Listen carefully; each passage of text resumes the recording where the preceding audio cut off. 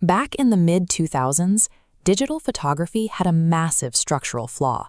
You could capture a high-resolution memory in a fraction of a second, but archiving it was a slow, frustrating physical chore. While manufacturers were locked in a race to pack more megapixels into their image sensors, the workflow for getting those images off the camera was entirely static. You had to physically tether the device to a computer with a USB cable or manually pull out a fragile secure digital card. The industry's last attempt to solve this was to sell you more hardware. Companies like Kodak dominated the market with the EasyShare system, requiring users to drop their cameras into bulky, proprietary docking stations to move a file. The entire consumer electronics sector was obsessing over how to take a better picture, while ignoring how trapped those pictures were once the shutter closed. That dynamic cracked at the IFA trade show in Berlin in September 2005. Kodak was widely expected to maintain its grip on the digital market, but their biggest rival was preparing a targeted ambush. Nikon took the stage and dropped two new hardware models, the Coolpix P1 and P2.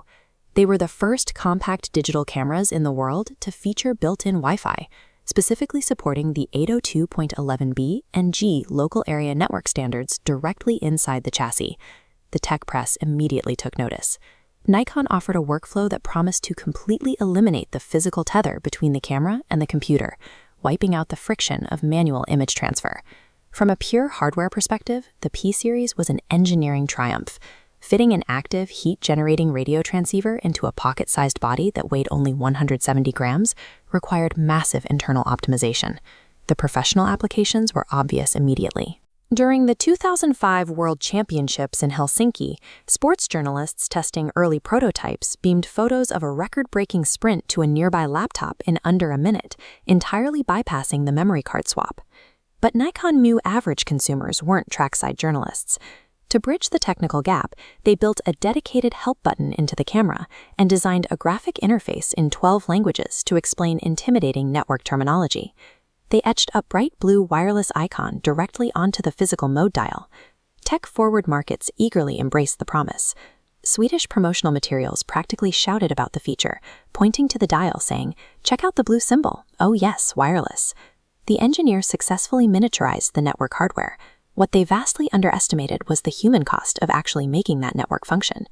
The first major bottleneck was power. The 802.11g wireless standard offered fast transfer speeds, but it was notoriously power-hungry. The battery technology of 2005 simply couldn't keep up.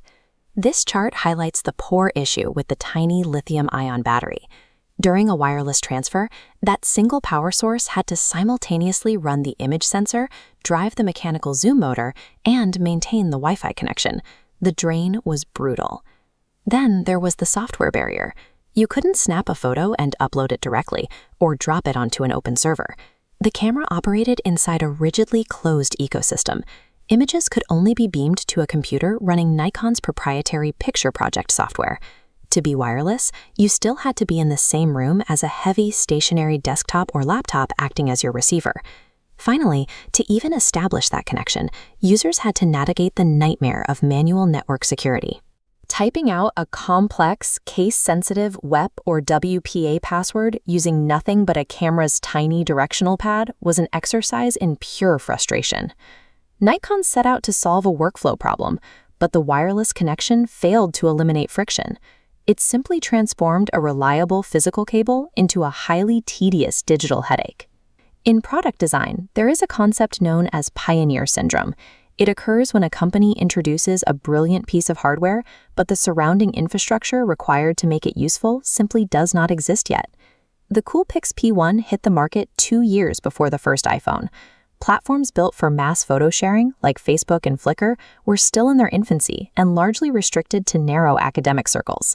For a wireless camera to be truly useful, it needs a portable intermediary device to catch the files and connect them to the internet.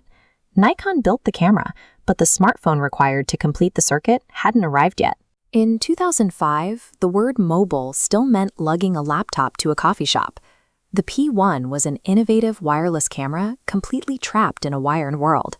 Despite the friction, the P-series cameras were essential stepping stones.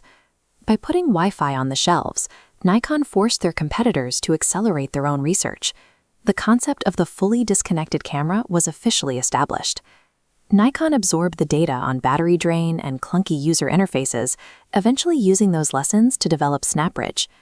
By pivoting to low-energy Bluetooth connections, they solved the power and connectivity issues that plagued their early models.